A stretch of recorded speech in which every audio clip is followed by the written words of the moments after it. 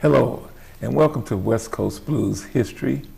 My name is Ronnie Stewart, your host, and we are glad to be here at VCAT TV. And today we have our special guest, our inaugural guest, Mr. Lenny Williams, one of the true Bay Area legends. Today we're going to explore his 50 years of being in the entertainment industry. And as I said, I don't want to start repeating myself, early fans, but Lenny have had the distinction of being with Tower Power, but his Tower Power days was probably the start of his career. And now Lenny is an independent artist. He's been with Motown. He's been on numerous labels. He can tell you better than me. But we're here to talk about him celebrating his 50th anniversary. And that's going to be held at the Club Fox in Redwood City on December 3rd. So please try to get down there and party with us and celebrate 50 years. And that's a lot to say. Lenny looks real good for 50 years in the music industry. You haven't worn him out yet. So I just want to really start with the big question, and that's Lenny, 50 years. Yes. I want to start with year one. Mm-hmm. And before we go into that, I just want to say that VCAT is proud to have you as our inaugural guest for our first West Coast Blues History show. And I'm excited to be. I've never inaugurated anything before, right? Yeah, well, this is maybe next time it's the White House, right? Yeah, of course. Right, we're working on that. Yes. Our producer, Sherry, we're working on that right as you speak. Okay, cool. But you know, we're both from West Oakland. Yes. And of course, you're one of the first ones that was on the multi-million-dollar project, the music they played on 7th Street, Oakland Walk of Fame. And we put you on 7th Street because you sung gospel on 7th Street, you sung R&B on 7th Street, so you was probably more qualified to be on 7th Street as much as I anybody. grew up right there and right on 7th and Center.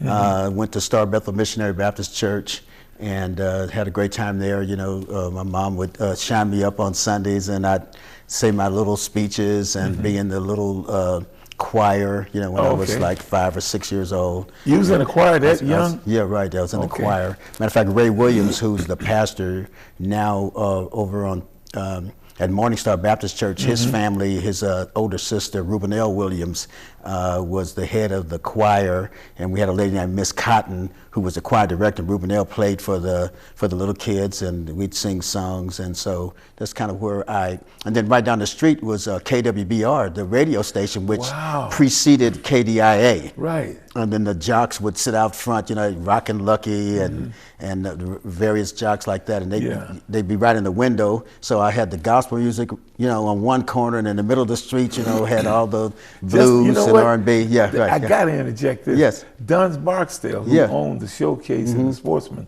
and was the first African American to play in the Olympics, and the first black to play in the National Basketball League. Right, and he was also at KWBR. I have a photo of him with the rooster. And, He actually, and eventually he wound up owning KDIA radio, and he owned the Sportsman and Showcase Lounge, where I first started singing secular music on the talent shows. On every Thursday night, they'd have a talent show, and I'd go down there and I'd sing after I kind of got out of church, and so I'd go down there. A friend of mine enticed me to go down and be on the talent shows, and you win $25, you know. So I was like, I was in college. That's a lot of money. Yeah, it was a lot of money back in those days, right? You could fill the tank of your car up with $4 or $5, and then you'd have another, you know, 21, you know, but my friend was like, well, I'm your manager, so I want something, you know. So I was like, well, how much am I gonna give you? There's this, you know, so it was an exciting time, and that's where I met Ray Shanklin, who asked me if I'd like to make a record. I think I won the talent show about 4 weeks in a row,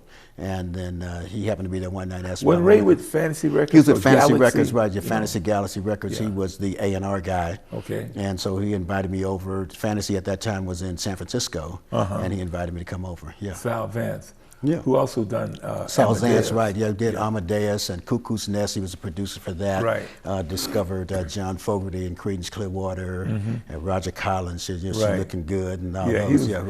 John Fogerty was working on the docks there. So John Fogerty was working in the stock room at that time, and you know, just that, you know, when he made it, you know, it was like, wow, I saw that. You know what I mean? So Right. that, you know, it wasn't like I read it in a newspaper or saw it on television. So I actually saw somebody that had a menial job, Go you to the know, top. go to the top. You know, it's like next thing I know, it's records #1, and they filling up the Coliseum. Right. I was like, oh my God, you know. So then that let me know that I could do it also. Yeah. So a lot of times, you know, people, you know, when you see success and it's afar off, you know, you can't really own it. You know, you can't really visualize that could be you.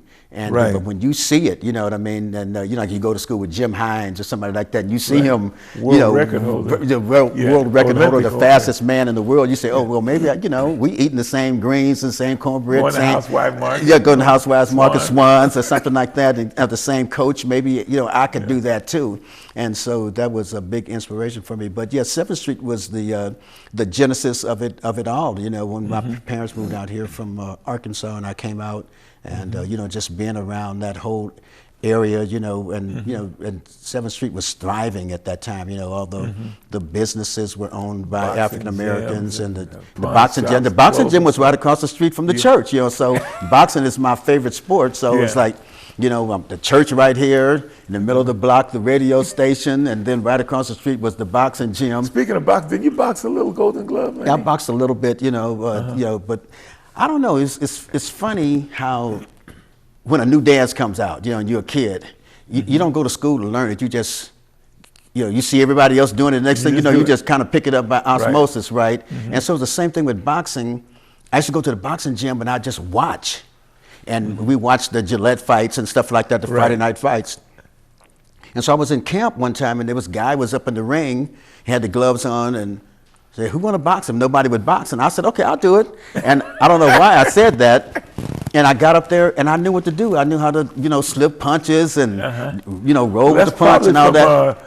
Boxing out of the ring. Right? Yeah, right, boxing my brother or something like that. But I just kind of picked it up just by watching it.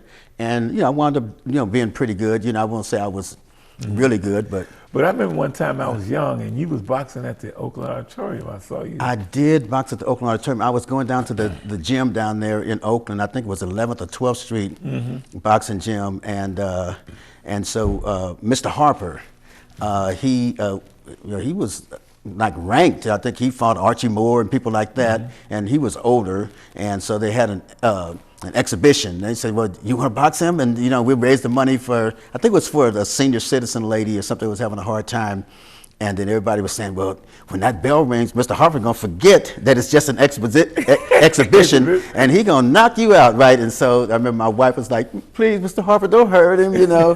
And so I managed to make it through that. And then I think the guy who was writing for the Tribune said, ugly versus pretty, you know, and so he said, "Oh, Mr. Harper's going to do this and do that to him," and Mr. Harper was hyping it up about what he was going to do to me. So I was a little nervous. I saw my exit. I said, "Okay, I'm going to run over there and how about the ring?" I said, "Please don't hit me in the throat. Whatever you do, don't hit me in the throat." You want to protect that? Yeah. So, but it was a fun time, raised some money for the senior citizen lady. And let me ask you, did you train with him? I mean, before, did you actually train for that bout, or that was just kind of? I used to go to the gym every day, so sometimes we would spar, you know. But you know, we didn't have it choreographed or anything. You know, it's like, okay, that bell's gonna ring, and so in other words, you didn't have Angela Dundee in your corner. No, I did not. Right? Yeah, but I had some common sense, so I knew, you know, to take a dive if I had to. Right? There was no money involved, but it was like preserving my life or preserving my, you know, my moneymaker, which was my throat. I said, if he get too close to the throat, I'm going down for the 10 count. Yeah. So down for 20, just to make sure that they knew that it was over and done with. Yeah. Oh, okay. Yeah, but 7th Street was, you know, it was thriving. There was a genesis, and you know, so you know, went to the schools down there. You know, had excellent schools. You know, those are the schools that produced, you know, Mayor Lionel Wilson and Ron Dellums and you know, Frank Robinson, the first you know, black manager of baseball, and Bill Russell, the first manager in you know, the NBA, black manager in the NBA. So those were, you know, great schools, had great teachers and things like that. So you know, as a consequence, you know, I think that, you know, just the a great foundation was built there, spiritual, in terms of education, in terms of just having, good morals, At that, speaking of morals, had the entertainment bug got you doing the boxing career? I mean, when you was boxing, you was very concerned about your throat, so you still was sort of saying, I'd kind of like to be a singer. Was you at that stage of the game when you said, I really want to do this? Because you probably was in school during that time, right? Well, I was, I used to just love to sing, and I was just singing. I never really thought of it as a career. Right. And then when I went down to the Showcase Lounge and I sang down there, basically just to make the $25 and have some fun and do it on a dare from my friend. And then when Ray Shanklin approached me about making a record, even when he said about making a record, I mean, I was just thinking about the fact that, wow, that I could do something and people would really enjoy it. And then somewhere along the line, I started realizing that you could make money from it, Yeah, because there's a lot of fringe benefits. When you win, all the girls would be clapping and saying, "Oh, you won!" And, well, it was kind of interesting. What would happen was that if you won, then you had to go back and they judged the winner by the applause, and so then you had to go back and sing another song. And I didn't really know that many songs because I had just gotten out of the church and I was a teenage preacher, so most of my repertoire was gospel. And then I only lost one time, and that was a girl was dancing, young lady. So all the guys were yelling, screaming because they wanted to see her come back and dance some more. And so I had read this article by Fred Astaire, and he had said that no man is an equal to a woman when she's dancing in all of her glory. So I said, well, if it's good enough for Fred Astaire, it's good enough for me. So I didn't really feel too bad about losing. To her, right. So I kind of rationalized it. But so then I got a chance to go back and do it again. And then plus, the $25 was a payoff because, I was in college and I needed that $25. Well, what I want to add is that in them days, it wasn't no American Idol type of competition. You had Lou Rawls versus Lil Willie John. Right. You had Etta James versus whoever. Right. So you had some of the greatest names in R&B, and you were in that ilk. You was in that time period where a talent show was a real talent show. Oh, it was definitely a real talent show. It wasn't about how cute you was. It wasn't about who connections you had. Right. It was all about the voice. All about the voice, or the talent. Or the talent, right, yeah. And then I think Marvin Holmes and the Uptights was the band. They played for everybody. Their house band. And they were a great band. And you just walk up and tell them what you want to sing. And just for the record, you remember some of the songs you won with? Well, I only knew a couple of songs. So every weekend I sang. Every Thursday night I sang. I Was Made to Love Her by Stevie Wonder. And Change Gonna Come by Sam Cooke. Oh, no, that's a song. You sung that. I sung that right. I know you won on that. If you could sing that. Yeah. So and then I was really into. That was your roots also, because if everybody probably know that was a gospel singer, song, right? That Change Gonna Come. Change Gonna Come. Right. That was up your alley. Exactly right. Feel, right. And I just got out of the church, so I had all the little gospel runs and.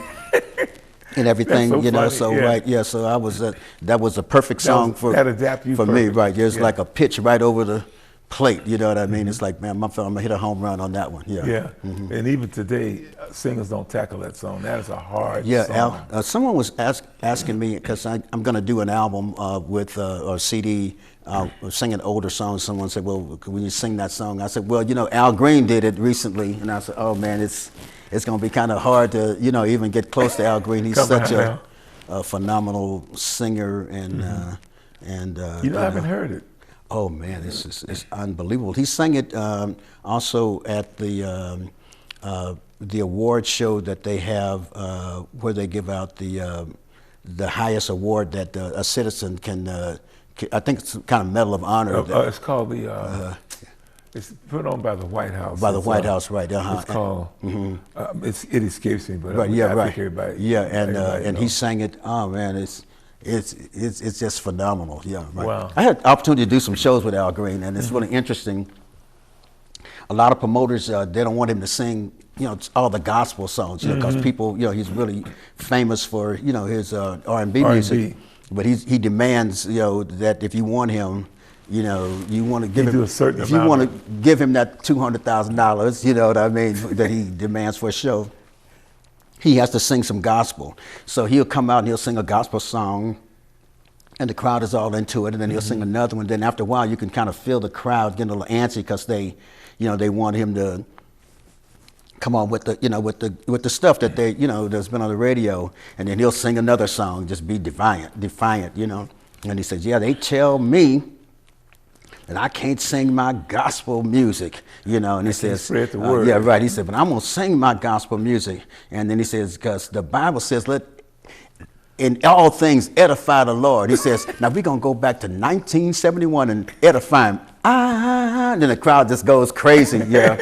So yeah, but he's a okay. phenomenal singer. Yeah, so I said, wow, I'm gonna have to at least try to, you know, sing it as good as Al. So I'm gonna have Sing to it dig. like you did at the showcase. Hey, Yeah. I was 20 years old then too. So I don't, and it's been a long time since I've been going to church on a regular basis. So I don't have all that gospel influence like I had back Yeah, then. it's all about that feel. I was fresh out the church then. Yeah, so you could dig know, in your oh, soul yeah. then. Yeah, I could really feel it. Yeah. And you know, as we celebrate, I shouldn't say plural, as you celebrate your 50 years in this industry, and as I said earlier, you're going to do it. I like the fact that you're doing it in a somewhat small venue, and I like your theory about, you know, you could do it at, you know, Paramount or big. You kind of want to do it from where you came from. Right. You're doing it where, you know, like a lot of people do it where a big giant place where they Right. can get a big venue where it can get a lot of people. But what I want to ask you, we talking about 50 years, Lenny. We talking about before the synthesizer. We talking about before tracks, and we talking about nothing but this. Right. You know, we talking about no echo plexus, no voice this, voice that. Right. What era did you really enjoy out of these 50 years of singing? What era you thought was the real music era that you like? Because you started in the early 60s, maybe even 50s. Late 50s. Well, I was singing in the 50s, definitely in church, you know. But Yeah, you still was and I active. was, you know, singing choir at school and choral classes, and singing to the girls on the telephone, you know. Yeah. Yeah, right. For my friends. Yeah. Yeah. So what era you think, you know, 60s, 70s, 80s, 90s? Well, you know, I mean, What- it's kind of hard for me to be a critic of your own. or of, you know, of myself, and also of just music in general, you know, because I say, you know, people ask me, well, what do you think about the music today? Right. And then I hear a lot of people say, well, it's, you know, it's not as good as what we did. But I say it's not as good. Yeah, but- when you were singing at the showcase, you had people, Lou Rawls, Yeah. you know, Little Willie John, Fever. I mean, Yeah. you was, you know, just think, can you imagine them being on a talent show? Etta James, I mean, Right, yeah. how could you even, so what I'm saying, I mean, I'm not trying to force an answer out of you, but don't you think the competition was a little bit tougher then than it is now? Well, I 'Cause mean- they whine a lot on the records yeah, now, they you know, they do, you know. I mean, but then, you know, you have your standouts, you know, like Jennifer Hudson and people like that, you know, that Yes. just have a gospel Fantasia, thing. that have these Straight great, out the church. great voices, or you know, or I can't think of her name now, the little girl from New York that was married to the actor, but you know, just Mariah Carey and people Mariah. like that, right? You know, Woo! so you Yeah. have these great voices that come through, Anthony Hamilton or people like that. Yeah. You know, so I sometimes it's hard for me to be a critic, because I would imagine that the music that I was singing in the, say, like in the early 70s, I mean, it was great music, but maybe someone who grew up listening to a Nat King Cole or Brooke Benton or somebody like that might have said, this music is not as great as that music, or Cab Calloway or something like that, or, you know. So I think every era right? kind of has their music, and then they kind of think that their music is better. Is the best. Is the Yeah. best. You know, so I listen to kids today, or young people, and some of the music is okay, some of it I don't like, and then some of it I really like, you know what I mean? And then I say, well, it's their time, so who am I to cast some type of disparity on what they're doing, you know? But I say that they have, in some instances, they have a better opportunity to make it than we did Right. Just from the fact that they have auto tune, so if you can't hit a note, you know, just right, they can, you know, they can make you make that it little half yeah, step. a little put that perfect pitch or whatever. Or if you know if you can't get the timing on something on the and or the e and whatever, they can move it over. And, yeah, and you know, speaking of that, you've done a lot of concerts, and before we move forward, I kind of want to talk about live performances. Again, 50 years of performing, staging, lighting, sound. Again, the PA systems are much more easier to sing in, right? Oh yeah. You know? And when you was with Tower of Power, you guys performed a lot. You performed in big houses, but even on your own, you know, you just went to Africa. What about sound systems and electronics with that? That's very important nowadays. Oh, most definitely. And then you have to learn how to use it because it saves your voice. Thank you. That's what I mean, if you know, I was somewhere, I can't remember. I was just in Spain, and I was on a show with someone who hadn't sang in a long time. And you know, the people in Europe, you know, what they really like to do, they like to go back and they like to get the older artists, and they like to find the artists, maybe somebody who might have a job now and did a record in 1960 and never did another record, or maybe did a couple records and never were big. And so I happened to be on the show with Margie Joseph. Oh, and I remember her. You know, she said she hadn't been on stage in 30-something years. And so she was over there, and she was, we were at rehearsal because they had a band there, and she was like singing, and her son kept saying, well, Mom, you need to do this or that. And I said, well, tell her to let the mic work for her, because she was singing so hard. And I was like, oh, no. You know, we want to rehearse today, and then we're going to have sound check tomorrow, and then we're going to have the show. So by the show, if she keeps singing so hard, she may not have a voice, right? Right. I said, just tell her to let that microphone work for her. You know, the microphone is your friend, you know. Well, that's what I want to do with you. I want to sort of let the listening audience kind of see what you're doing. And as the show kind of winds down to that part, I really want to see, we got some clips of you doing some live stuff, and hope we pick the right one. Yeah, because, again, that's sort of sometimes doing shows like this, sometimes one pulls the wrong one, right? Well, I usually sing on tune, so we might, you know. We're about to be the judge, or at least the listening audience is about to be the judge. Just a few minutes, we're going to go to one of your live performances. Yeah, and you said, you know, you're from West Oakland. Every time you go on the stage, you put out your best, because that's the competitive spirit. So we're going to run that in a minute, and we're going to see what happened with you. Ladies and gentlemen, we're going to come back with the legendary Lenny Williams live. Again, you're listening to West Coast Blues History Show, our inaugural show right here at VCAT.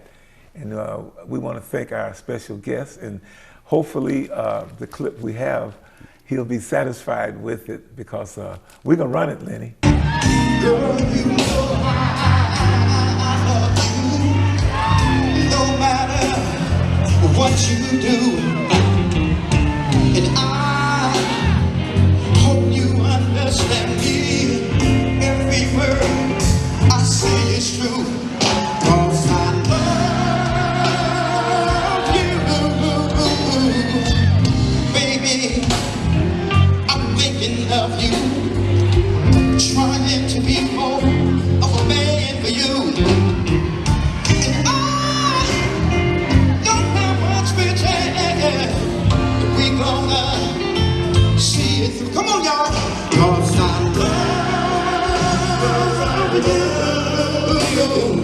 Oh, come on, y'all.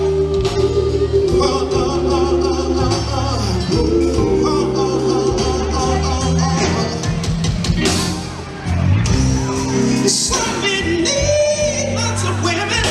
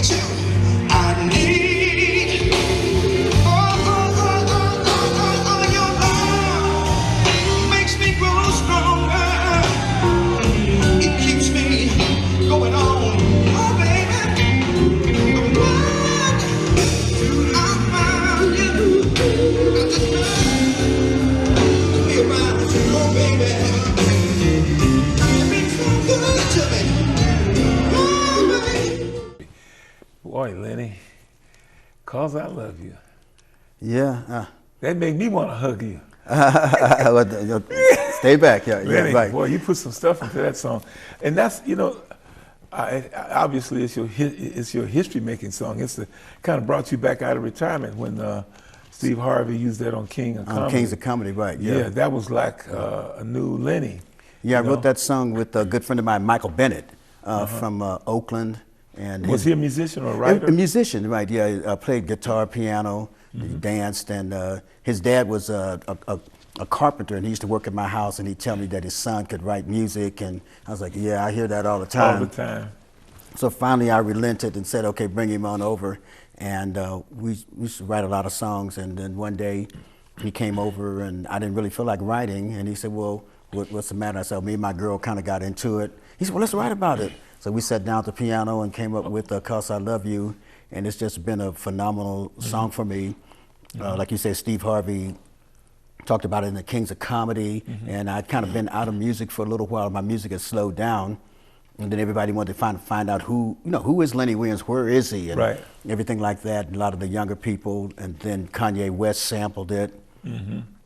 And because I had, the writing and the publishing rights to it, I was able to benefit in the residuals of the record. So this is why I try to stress to the young people in the music business: make sure that you have it's the music business. I'm glad you said that. Right, and make sure that you try to understand writing and publishing and things of that nature. Yeah, don't get caught up with the glamour and the lights. Get caught up with the paper. With the paperwork, right? And it's really interesting because I have a lot of friends like John Fogerty, people like that, Maurice White. These people, they're famous people, but they didn't. You start out with their publishing, and the way George Clinton. Yeah, George Clinton, right. And the way I found out about publishing, I was hanging out with Larry Graham, and I spent the night at his house one night. I didn't feel like coming back down the hill, right? And so I woke up, and I was in this room, and there was a bed over here, and I was in that bed. And when I went to sleep, there was nobody in this bed. Then I wake up, and there was a pretty lady in that bed about 5 in the morning, right? Wow. So my first inclination, being a West Oakland boy, was to, try to, to talk to her and be amorous, as you say. Right. And so we started talking, and she started asking me about singing and did I write? And she said, well, do you have your own publishing? And I was thinking, well, publishing that's like some place on the avenues of America, a big building. She said, no, you just go get a fictitious business license, and probably cost back in those days about $20, $25. You go down to the to the courthouse, and you get it done. And so I did that, and that's why I have my own publishing. And just a blessing. And so as a consequence, all the songs that I wrote after that, I had the writing and the publishing rights. Well, did you have to push that because they want you to stay dumb? And did you insist on some of your material that you want 100% or 90% or whatever? Well, that was in an era when, at that time, that was an era where musicians were waking up, to the fact about publishing and things of that nature. So I was fortunate that the record companies didn't really push it so much at that time, but I did that song on Motown. And so, they were still, wanting all of your publishing, because I made a deal with Berry Gordy and them to do 50% of the publishing. So that was the only record, album that I did where I gave up some of the publishing, and it happened to be my signature song, So I remember after Kanye West and Twista sampled it, one day I got 2 checks for $94,000 a piece, $94,000 for writing and $94,000 for publishing. And I started thinking, wow, if I hadn't given up that 50%, that would have been $400,000. Barry got one in his mailbox. Oh yeah, Barry got 94. I was like, oh Lord, have mercy, right? So I said, wow, I could have, wound up with, close to 400,000 as opposed to close to 200,000. But over a period of time, I probably have made close to that one song $1 million. Right. Yeah. So was his bigger than yours, Kanye West?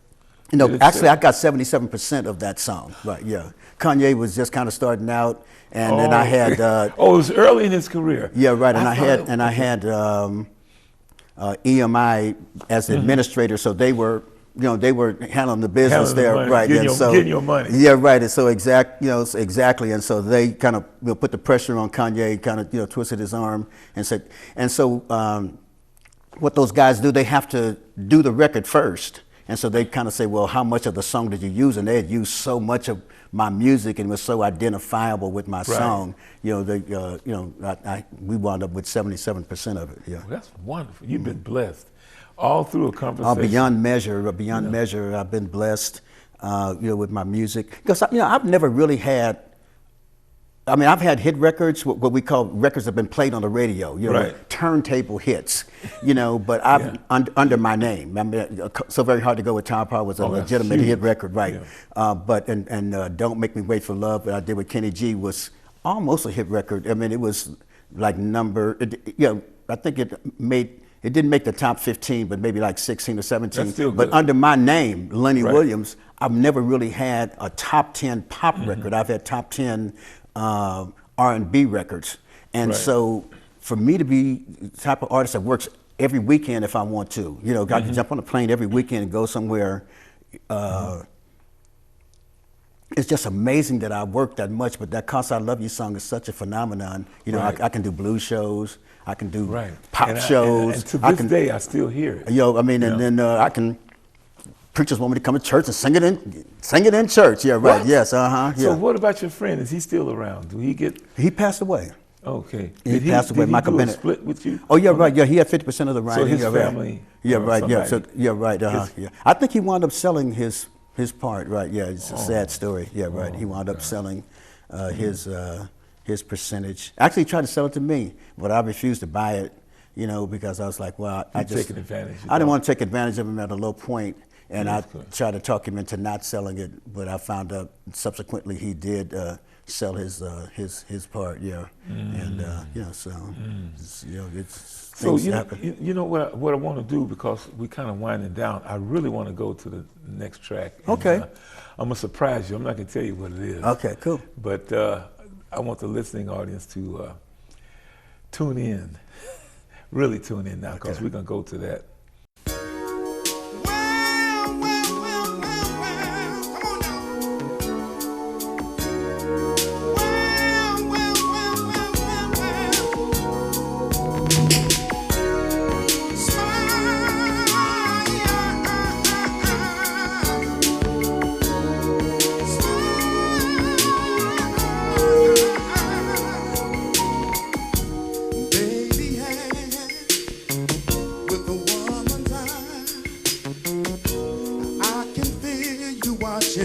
In the night, y'all feeling good?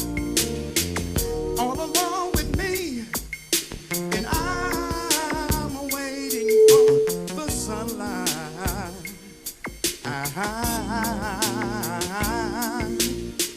When I feel cold, girl, you warm me, and when I feel I can't go on, you come and hold me. Everybody, it's you and me forever, Sarah. Smile, won't you smile a while for me, Sarah? Come on, baby, smile. Won't you smile a while for me, Sarah? Here we go, y'all. If you feel like leaving, you know you can go. But why don't you stay until tomorrow? 'Cause I got something for you, baby. If you wanna be free, you know, all you got to do is say so. When I feel cold, girl, you want me.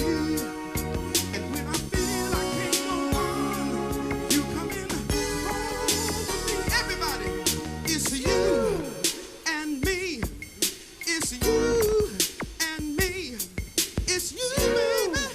me, girl.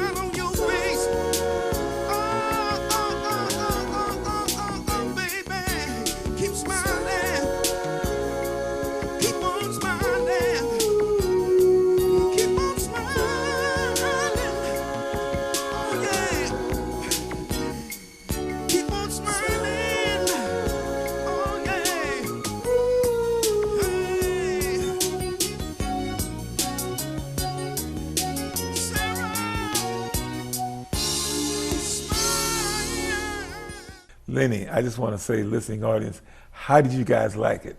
You can call in to VCAT and tell us about that performance. But again, Lenny's from West Oakland. It's just like people here in Vallejo. It's a certain type of energy and competitiveness with anything you do. And that's from, being in a community that got people just as good as you competing with you.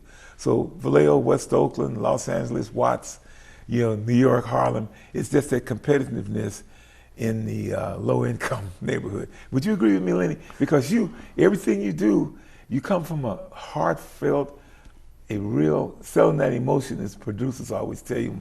When I was on Shelter, and Denny Cordell would come in and he said, sell it with your feeling. Right. Don't think about the girls laughing, sell it with your heart. Right. I used to be, when I first started out, I'd be down at Fantasy and I'd be jumping around and Ray Shank would say, stop all that dancing. They can't see that, I want to feel it. Yeah. Right. He said, act like your feet in concrete, just stand there and sing. And so over a period of time, you learn to just, try to evoke that emotion and reach, the people, the listening audience. And I think a lot of that, comes from my, gospel background. I was going to ask you, how much church. of that performance is church as a Third Baptist preacher that you do? How much of your performance is Well, it's really interesting. When I did "Cause I Love You," Andre Crouch and Sandra Crouch came to the studio that day. What? Yeah, they were watching me sing that song. So I say a lot of that is probably because inspiration. You got one of the greatest gospel singers that ever walked. You know what I mean? It's watching you, and I'm like, oh my God, So I really had to just kind of put it all out there, So Frank Wilson, my producer, said, Andre wants to come down to the studio and check you out. So I said, well, let him come the day I do "Cause I Love You." Wow. Yeah, so I should probably give Andre some